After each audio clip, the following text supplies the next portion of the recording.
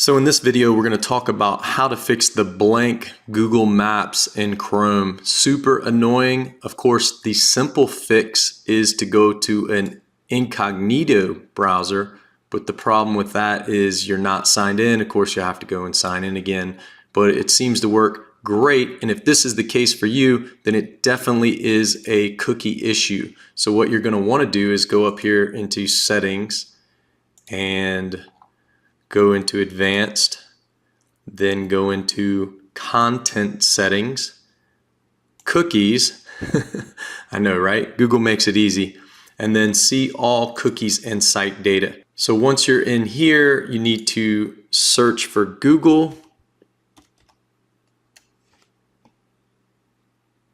and before you remove all that's shown, it's worked sometimes for me just to remove maps.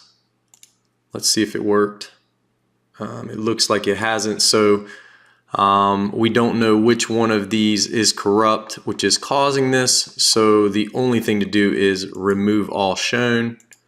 And once you remove all shown, your map will work. I hope that helps. And I've also noticed that this helps for other sites that may be buggy. You might want to try this same process.